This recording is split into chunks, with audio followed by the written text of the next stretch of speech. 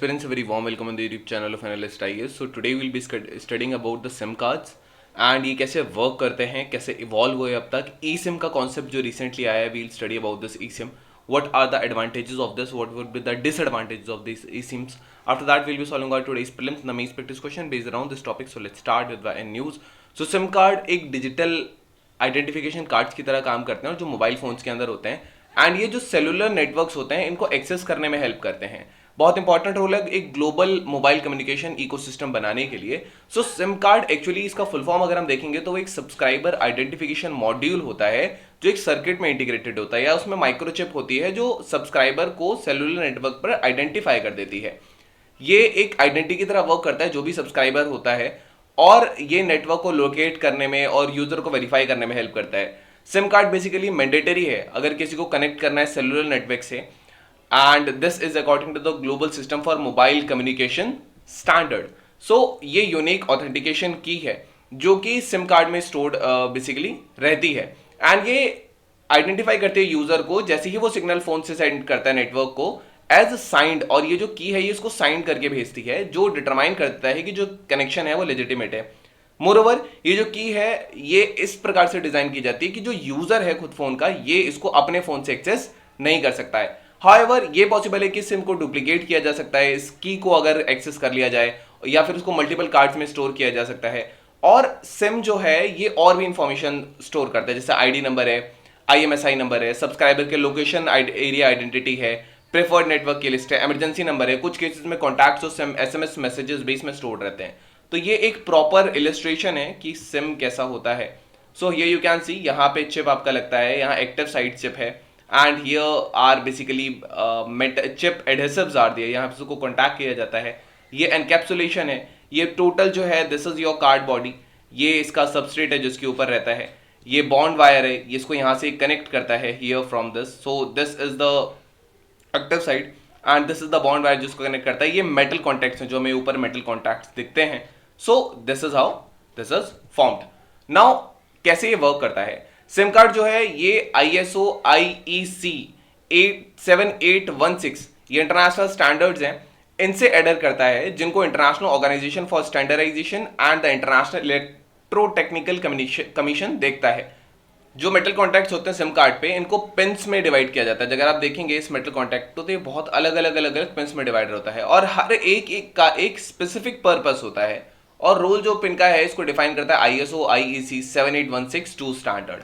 लगभग 15 pin total होती हैं इसमें, और हर किसी का एक अलग फंक्शन होता है सिम कार्ड के लिए. तो सिम कार्ड ऐसे वर्क करता है, जब भी हम किसी का नंबर डायल करते हैं देन फोन जो है इस डेटा को नेटवर्क के थ्रू भेजता है, और जो की होती है सिम कार्ड पे वो इसको ऑथेंटिकेट करती है. ये जो डेटा टेलीफोन एक्सचेंज पर जाता है, अगर रिसिप्टेंट जो है वो भी सेम ही एक्सचेंज से कनेक्टेड है, देन ये उसको कनेक्ट करके आइडेंटिटी कंफर्म जैसे हो जाती है, तो कॉल जो है उसको डायरेक्टली इधर भेज दिया जाता है, रीडायरेक्ट कर दिया जाता है via a telephone exchange. So how many SIM cards basically how have they evolved? So 1960 में वेस्टर्न जर्मन इंजीनियर थे हेलमुट ग्रॉटुप. इनका पहला आइडिया था कि एक इंटीग्रेटेड सर्किट को एक प्लास्टिक पैनल में चिप कर देना जो एक क्रेडिट कार्ड के साइज का था. फिर यूरोपियन टेलीकम्युनिकेशन स्टैंडर्ड्स इंस्टीट्यूट आया, इसने GSM टेक्निकल स्पेसिफिकेशंस 11.11 रिसिम कार्ड के रिगार्डिंग जो थे उनको प्रिपेयर किया.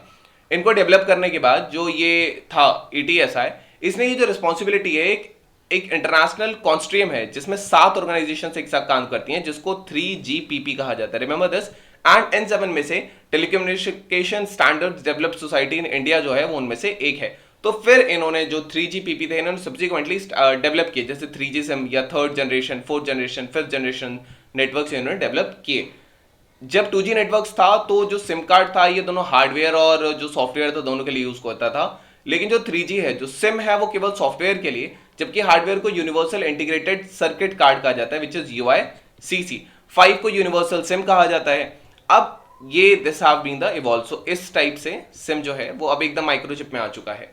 सो ई सिम क्या है? सिम कार्ड्स बेसिकली सिम से माइक्रो सिम गए, माइक्रो सिम से नैनो सिम गए, नैनो सिम से ई सिम गए, एंड ये बेसिकली उनकी GSM एसोसिएशन है. तो जो ई सिम है ये एक सिम सॉफ्टवेयर है जो कि UICC पर ही लोडेड रहता है, और ये परमानेंटली मोबाइल फोन में ही स्टोर्ड रहता है उसके जब वो फैक्ट्री में इटसेल्फ. सो इसको रिमूव नहीं किया जा सकता, तो it is also known as EUICC.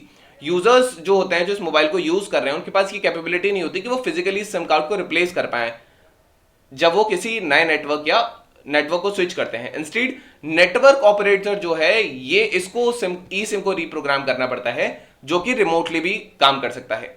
So advantages क्या है? एनवायरमेंटल फ्रेंडली है। ई सिम जो है अब नए से मैन्युफैक्चर नहीं करेंगे एंड डिस्ट्रीब्यूशन जो फिजिकल सिम कार्ड्स का होता है प्लास्टिक और मेटल बेस्ड जो होता था ये नहीं हो पाएगा। मोर ओवर यूजर्स हैं ये कैरियर शिफ्ट कर सकते हैं, नए सर्विसेज एक्टिवेट कर सकते हैं केवल रीप्रोग्राम करने के बाद। कोई फिजिकल जरूरी नहीं है कि आप उसको रिप्लेस करिए। ई सिम जो है ज्यादा रेजिस्टेंट है, इसका डुप्लीकेशन नहीं हो सकता, टेम्परिंग आसानी से नहीं हो सकती, तो ये ज्यादा सिक्योर्ड एनवायरमेंट बनाता है। लेकिन एक चैलेंज है, चैलेंज ये है कि अगर इसको रीप्रोग्राम किया जाए तो ये कुछ यूजर्स के लिए चैलेंजिंग हो सकता है, पर्टिकुलरली जहां लो डिजिटल लिटरेसी है। तो इसके लिए उनको असिस्टेंट चाहिए होगा कैरियर स्विच करने के लिए, सेटअप करने के लिए। कुछ प्राइवेसी कंसर्न से कुछ चीजों में ई सिम जो है ये नेटवर्क ऑपरेटर्स को अलाउ कर देगा कि वो ज्यादा यूजर डेटा को एक्सेस कर पाएंगे, तो इससे प्राइवेसी कंसर्न्स रेज होते हैं, पर्टिकुलरली जब कोई स्ट्रॉन्ग डेटा प्रोटेक्शन रेगुलेशंस नहीं है प्लेस में। Now we have today's prelims practice question with reference to the communication technologies. What are the differences between the LTE and the VoLTE? LTE is commonly marked as 3G and VoLTE is marked as advanced 3G. LTE is data only technology, VoLTE is voice only technology. Select the correct answer using the code given below. You can type down in the comment section the letter if it's correct or not. Then we have today's mains practice question, and the question says, what are the key regulators and technological developments that have shaped the telecom sector in India? And what are the challenges in developing these networks in remote locations of India? So this was all about today's video and session. I hope you understood it well. Thank you. Have a nice day and stay tuned with Analyst IAS for your better preparation.